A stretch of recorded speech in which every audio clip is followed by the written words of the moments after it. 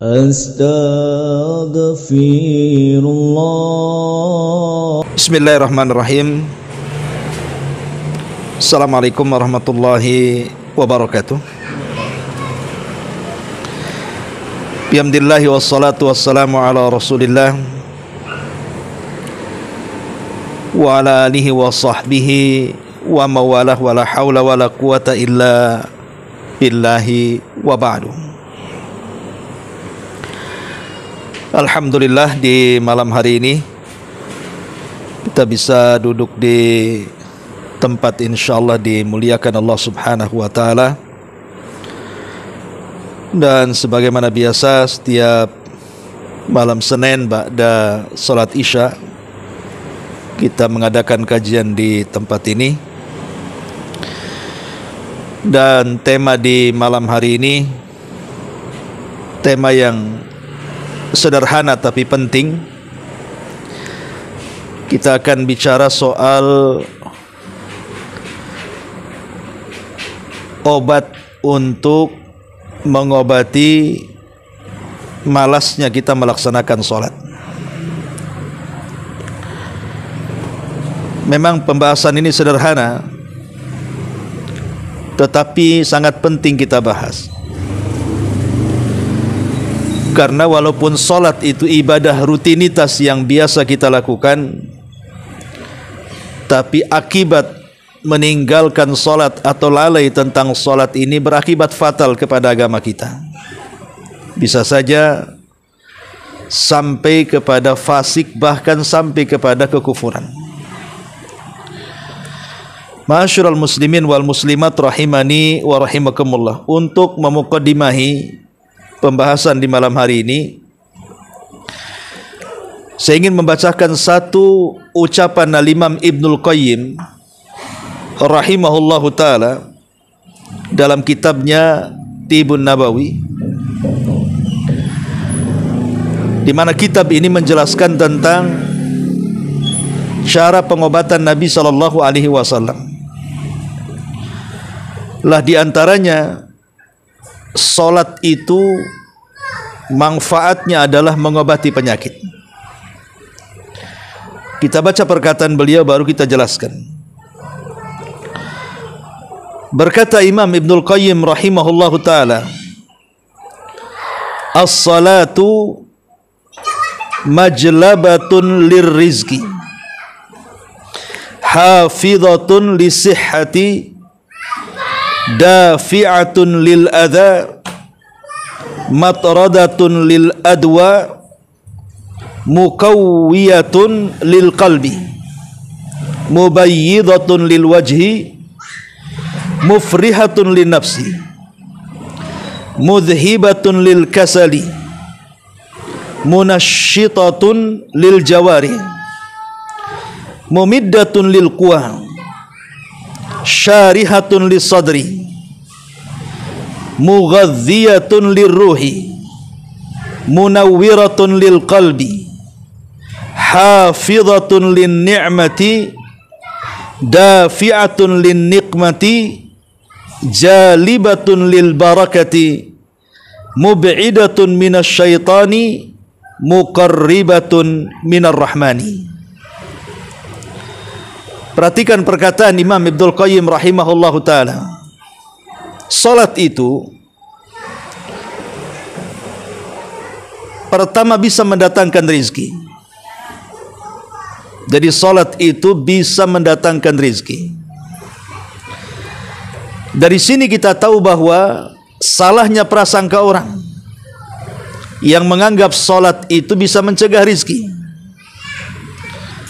Apabila orang yang berniaga sedang sibuk-sibuknya melayan orang, kemudian datang waktu salat, bukannya dihentikan transaksinya kemudian cepat datang ke masjid untuk melaksanakan salat, malah dia berpikir kalau seandainya pelanggan yang membeli itu kemudian dihentikan transaksinya, seolah-olah menghilangkan rezekinya. Padahal kata Imam Ibnul Qayyim, justru kalau dia hentikan transaksinya kemudian salat, boleh jadi setelah melaksanakan salat rizkinya jauh lebih banyak. dibandingkan kalau dia melanjutkan transaksinya dan mengakhir-akhirkan waktu sholat, apalagi sampai meninggalkannya. Kemudian yang kedua, kata Imam Ibnul Qayyim, hafizatun lisihhati. Orang yang benar-benar memperhatikan gerakan salat, bukan hanya tepat waktu salatnya, tapi dia juga memperhatikan gerakannya, mulai daripada takbir sampai salam, maka itu bisa menjaga kesehatan kita. Kemudian yang ketiga, dafi'atun lil adza. Bahkan salat itu bisa mencegah dari bahaya yang akan menimpa kita. Bahaya yang akan menimpa itu kan macam-macam. Karena orang di sekeliling kita yang tidak suka dengan kita itu banyak. Dari orang-orang yang hasad, orang-orang yang dengki, orang-orang yang gibah, memfitnah, membuli dan yang semacamnya. Maka salat itu bisa mencegah itu. Kemudian yang keempat, kata Imam Ibnul Qayyim, mat'radatun lil adwa. Bisa menjauhkan dari berbagai macam penyakit. Makanya kenapa Imam Ibnul Qayyim meletakkan perkataan ini dalam kitabnya Tibun Nabawi. Tibun Nabawi itu artinya pengobatan cara Nabi. Lah salah satu pengobatan cara Nabi dengan memperbanyak salat. Kemudian yang kelima, muqawwiyatun lil qalbi. Bisa menguatkan hati. Tidak mudah stres, tidak mudah bingung, tidak mudah sedih. Sehingga setiap permasalahan mudah diuraikan. Karena dengan tenangnya hati, masalah apapun pasti ada jalan keluarnya. Tapi kalau sempit hatinya, lemah hatinya, sekecil apapun masalah terkadang bingung cara berfikir untuk keluar dari masalah itu. Kemudian mubayyidatun, yang keenam, mubayyidatun lil wajhi. Orang yang suka salat itu wajahnya akan bersinar. Sebenarnya bagi para wanita yang biasa merias wajah, yang biasa memelihara wajahnya supaya tetap cantik, banyak-banyak lakukan salat saja. Karena bagaimanapun setiap salat kan berwudu, sehingga wajah kita selalu terbasuh dengan air jernih. Belum lagi memang Allah Subhanahu wa ta'ala yang membuat cahaya wajah setiap orang yang salat itu. Makanya kata Imam Ibnul Qayyim, salat itu bisa memutihkan wajah. Kemudian yang ketujuh, mufrihatun lin nafsi. Salat ini bisa membawa kebahagiaan dalam jiwa. Salat ini membawa kebahagiaan dalam jiwa. Orang yang tidak pernah salat, hidupnya tidak akan pernah bahagia. Ya memang terkadang bahagia, tapi banyak susahnya. Karena bagaimanapun salat ini, hubungan kita dengan Allah Subhanahu wa ta'ala, semakin erat hubungan kita dengan Allah, maka Allah Subhanahu wa ta'ala pasti akan mengabulkan setiap keinginan kita.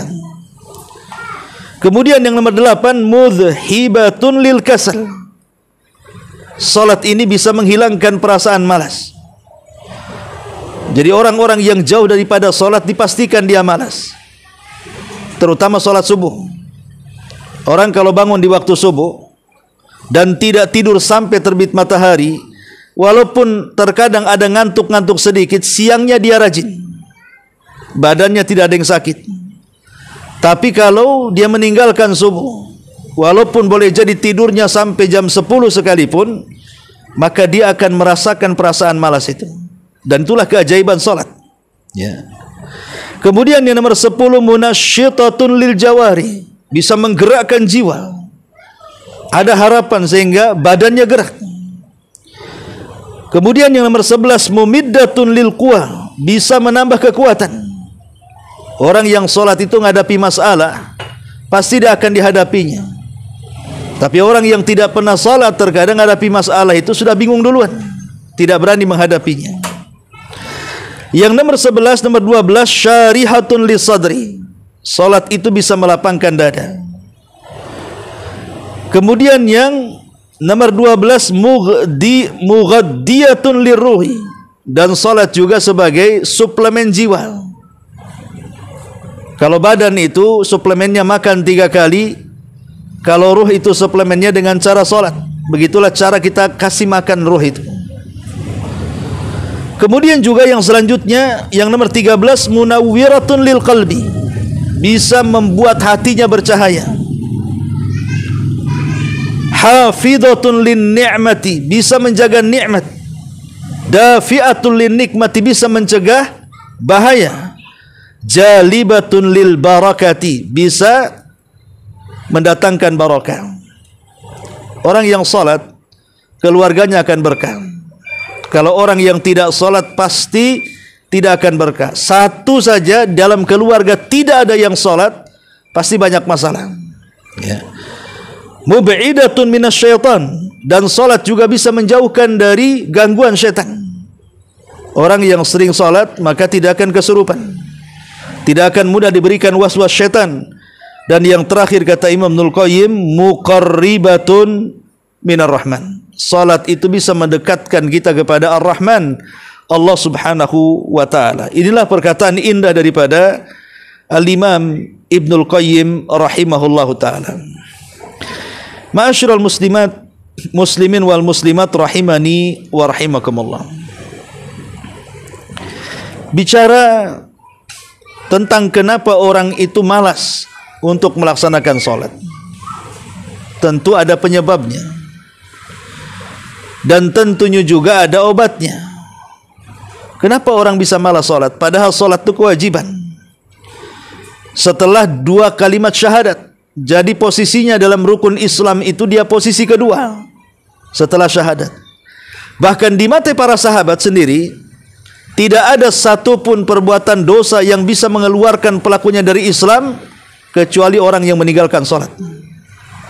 Begitu pentingnya salat, sampai Nabi SAW sebelum wafatnya saja, kalimat yang terkeluar dari lisan wasiatnya adalah as-salatu salatu wa ma malakat aimanukum. Jaga oleh kalian salat, jaga oleh kalian salat dan hamba-hamba sahaya kalian. Ma'asyiral muslimin wal muslimat rahimani wa rahimakumullah. Baik, ya. Kita akan menjelaskan tentang bagaimana supaya kita tidak malas untuk salat. Yang pertama, at-tawajjuh ilallahi bid-du'a. Cobalah berdoa kepada Allah Subhanahu wa taala agar Allah Subhanahu wa taala tidak membolak-balikan hati kita. Karena yang namanya hati, kata Abdullah ibn Mas'ud radhiyallahu an, terkadang mukbil, terkadang mudbir. Terkadang semangat, terkadang lesu. Itulah hati manusia. Terkadang rajin salat itu, khusyuk salat itu, tapi terkadang malas, cenderung mengakhir-akhirkan waktu. Salat pun asal-asalan, tidak tumakninah, tidak khusyuk gitu ya. Kenapa sampai seperti itu? Karena hati kita ini mudah terbolak-balik. Ada waktunya semangat, ada waktunya lesu. Makanya berdoalah kepada Allah, minta agar hati kita tidak dibolak-balikan, sehingga kita malas untuk beribadah, terutama melaksanakan salat. Maka yang pertama adalah berdoa kepada Allah Subhanahu wa taala, minta ketetapan hati. Yang kedua, al-ibtiad aniz dzunub. Coba tinggalkan dosa. Karena di antara pengaruh maksiat dan dosa adalah malas untuk melakukan ibadah. Orang kalau sudah banyak dosanya, banyak maksiatnya, dipastikan malas ibadah. Tapi orang yang menjauhi dosa, maka dia tidak akan malas ibadah. Kenapa demikian? Karena malas dan tidaknya salat, malas dan tidaknya ibadah itu ditentukan naik turunnya iman. Kalau imannya naik, maka semangat tuh ibadahnya, semangat tuh salatnya. Kalau imannya turun, dipastikan malas ibadahnya, malas salatnya. Lah sementara naik turunnya iman itu ditentukan dengan ketaatan. Iman bisa bertambah dengan ketaatan, iman bisa merosot berkurang dengan kemaksiatan kepada Allah Azza wa Jalla. Jadi kalau orang meninggalkan dosa, kemudian menyibukkan dengan ketaatan, dengan sendirinya tensi iman akan naik. Iman itulah kalau sudah bercokol dalam dada setiap manusia, dia bisa menggerakkan seluruh anggota badannya untuk mendekatkan diri kepada Allah Azza wa Jalla. Yang ketiga, al-bu'du an rufaqai wa majalisis su'. Jauhi teman-teman yang tidak baik. Betapa banyak orang-orang yang dulunya istiqomah, salat 5 waktu, rajin luar biasa.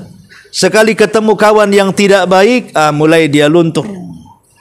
Mulai dia menjauhi masjid dan juga lama-lama menjauhi salat. Ya. Atau teman-teman boleh jadi bukan dalam bentuk orang. Kalau sekarang teman kita bukan manusia. Teman kita ya handphone kalau sekarang ini. Kemana-mana bawa handphone.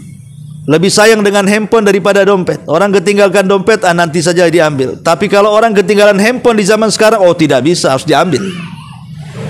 Seolah-olah sudah teman paling dekat. Bahkan suami istri terkalahkan dengan handphone. Lah, handphone ini di zaman sekarang ini penyakit yang paling bahaya untuk melalaikan manusia dari sholat. Tapi banyak orang-orang yang kalau sudah pegang handphone, kemudian entah apa yang dimainkan di handphone itu, akhirnya dia lupa diri, bukan hanya mengakhir-akhirkan waktu sholat, tapi sampai kepada meninggalkan sholat, naudzubillah. Kemudian yang keempat, al-bu'du an wasail al-i'lam wal fadaiyat. Jauhi wasilah-wasilah yang bisa menyibukkan kita dari sholat. Ya, contohnya tadi internet, pamannya kan, handphone kan. Atau perkara-perkara yang lain yang menyibukkan. Permainan-permainan yang akhirnya lambat laun, malas untuk melaksanakan sholat tepat 5 waktu, akhirnya mengakhir-akhirkan bahkan sampai meninggalkan. Contohnya adalah kecanduan perkara mubah. Seperti mamanya sepak bola, mancing gitu ya, jalan-jalan gitu. Bukan tidak boleh, dalam Islam tidak ada hukumnya. Sepak bola tidak ada hukumnya, mancing tidak ada hukumnya, jalan sana sini tidak ada hukumnya. Tapi perkara mubah bisa menjadi haram ketika mengantarkan kepada yang haram, seperti gara-gara mancing akhirnya meninggalkan salat, gara-gara sepak bola akhirnya meninggalkan salat, nonton bola dunia gitu ya, dari mulai jam 1 sampai subuh. Ketika hendak subuh justru dia ngantuk, akhirnya meninggalkan subuh, naudzubillah. Kemudian juga yang nomor 5, ammaratul baiti bil qur'ani wa dzikrir rahmani. Cobalah rumah yang kita tempati itu jangan jadikan seperti kuburan. Dengan cara apa? Perbanyak sholat sunnah di rumah, perbanyak zikir dan baca Quran di rumah. Karena yang menjadikan kita malas ibadah itu adalah was-was daripada setan. Setan dan hawa nafsu itulah yang membuat was-was. Lah kita berusaha untuk melawan itu semua. Dengan cara apa? Dengan cara memperbanyak ibadah dalam rumah, baik dalam bentuk Quran, membacanya, berzikir, ataupun solat-solat sunnah. Kemudian yang keenam, al-qira'atu fi ahwalis salafis salihin. Bacalah sejarah, terutama sejarah para salafun saleh. Bagaimana dahulu ada seorang ulama, Sa'id ibn al-Musayyib, dia tidak pernah meninggalkan saf pertama selama 40 tahun. Bagaimana dulu ada namanya Rabi ibn Khaitham, yang ketika dia jatuh dari untanya kemudian patah kakinya, dan dia sudah punya rukhsah untuk tidak sholat jamaah, dia maksa ingin jamaah. Kemudian ketika dikatakan oleh keluarganya, bukankah engkau ada rukhsah kau sakit? Dia mengatakan, tidakkah kau mendengar muazzin itu mengatakan, mari kita menang, hayya alal falah. Masa saya tidak mau menang bersama orang-orang menang? Angkat aku ke masjid. Akhirnya diangkatlah ke masjid. Pada saf pertama dia didirikan. Rupanya di rakaat pertama ruhnya dicabut oleh Allah dalam kondisi sholat. Begitulah para ulama salaf. Ya. Jadi supaya merangsang kita ini tidak mudah malas untuk melaksanakan sholat, pelajari kisah-kisah para ulama salaf. Ya. Kemudian juga supaya merangsang kita tidak malas untuk melaksanakan sholat, cobalah kita berpikir bahwa di balik sholat ini ada pahala besar bagi yang melakukan. Minimalnya dosa-dosa kita akan dihapus dalam sehari itu 5 kali. Bahkan Nabi SAW sampai mengkiaskan dengan orang yang mandi sehari 5 kali. Kata Rasul, bukankah orang yang mandi sehari 5 kali bersih? Ya, kata para sahabat. Kata Rasul, begitulah solat membersihkan dosa-dosa kalian. Jadi cobalah ingat pahala yang besar di balik solat itu. Kemudian juga bahaya orang yang meninggalkan solat itu seperti apa? Diancam dengan kalimat apa? Kalimat satu lembah di dalam perut jahanam yang sangat dalam, sangat busuk, sangat gelap, yang jahanam sendiri ketakutan dengan lembahnya, dan setiap hari jahanam berlindung kepada Allah dari lembahnya. Lembah itu disebut wail, dan Allah mengatakan wailun lil musallin, celaka bagi orang-orang yang salat. Siapa yang terkena wail, lembah itu bagi orang yang salat? Alladzina hum an salatihim sahun, orang-orang yang dalam salatnya mereka lalai, suka mengakhir-akhirkan waktu, tidak berfikir tentang gerakan bacaan dan kehusuan salat. Yang penting salat saja. Tengok orang salat ikut salat, tidak memperhatikan gerakan bacaan, bahkan tidak memperhatikan waktu. Mereka lah orang-orang yang terancam dengan kalimat wail. Kemudian juga perhatikan bagaimana besarnya pahala orang yang melaksanakan salat. Dia akan digolongkan satu di antara 7 golongan yang akan mendapatkan naungan di hari yang tidak ada naungan kecuali dengan arsy Allah Subhanahu wa taala kelak itu pada hari kiamat. Maka Rasul mengatakan sab'atun yudhilluhumullahu fi dhillihi yauma la dhilla illa dhilluh. Ada 7 kelompok yang akan mendapatkan naungan di hari yang tidak ada naungan kecuali naungan Allah. Salah satunya apa? Rajulun mu'allakun qalbuhu bil masajid, seseorang yang hatinya terikat dengan masjid. Artinya orang-orang yang memperhatikan salat. Ya. Yang terpenting lagi, salat ini kan silah. Apa artinya silah? Salat itu diambil dari kata silatun, menjadi as-salatu diambil dari kata as-silatu. Apa arti silah? Silah itu artinya tali yang terhubung. Karena orang yang salat itu hakikatnya dia telah menghubungkan tali dia dengan Allah Subhanahu wa taala. Makanya disebut salat adalah as-silatu bainal abdi wa rabbih. Dia hubung kait antara seorang hamba dengan Allah Subhanahu wa taala. Ingat ketika saya bercerita kepada antum, ada seorang syekh bercerita, jadi dia punya anak bujang. Dari mulai dia akil balik anak bujang ini tidak pernah senang hidupnya. Ada saja masalah, di sekolah ada masalah, di pekerjaan ada masalah, sampai sekarang sudah tua, belum menikah pun terkena masalah.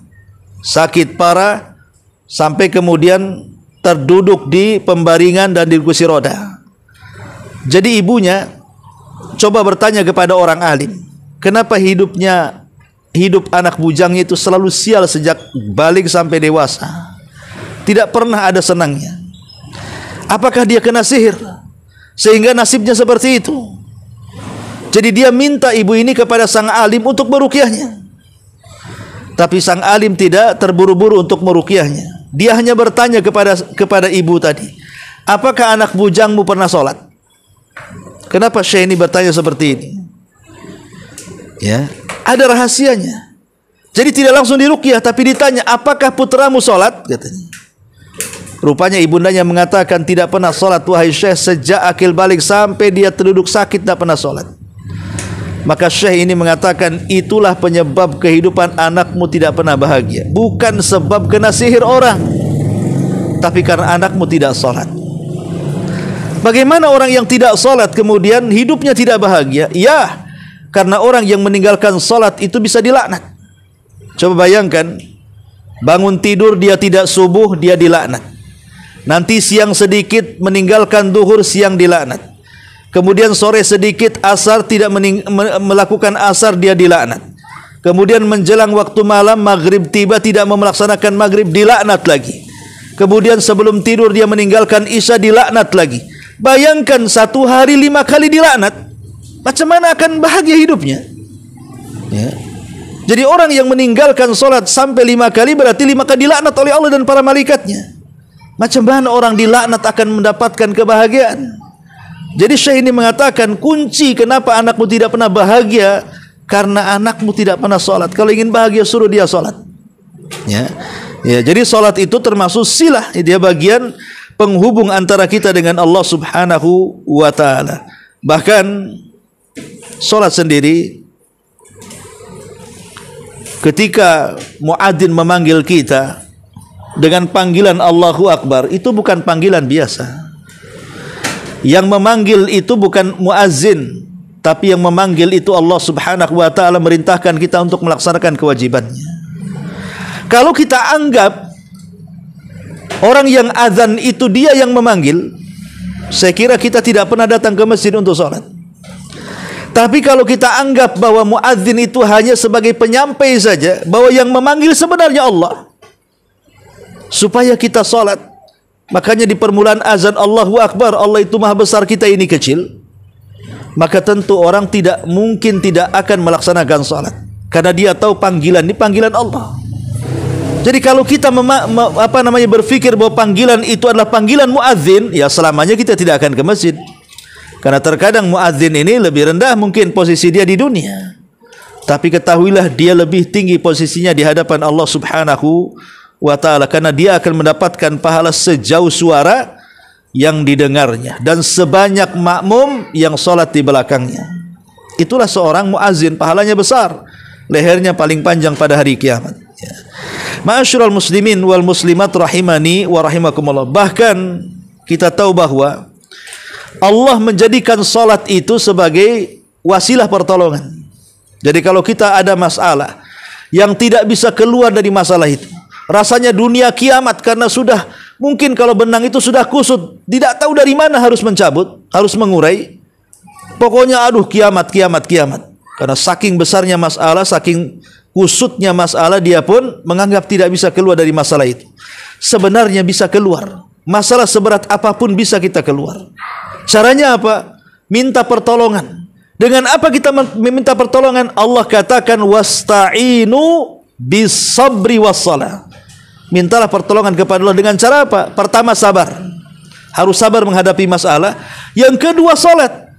Melibatkan Allah untuk ikut menyelesaikan masalah kita.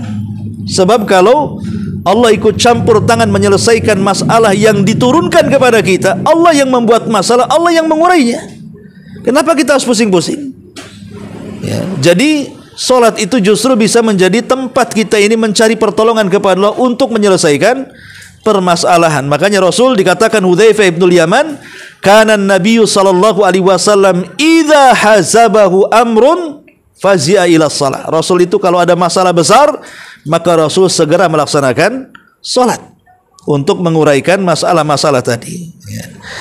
Ma'asyiral muslimin wal muslimat rahimani wa rahimakumullah. Lah setelah kemudian kita mendengarkan beberapa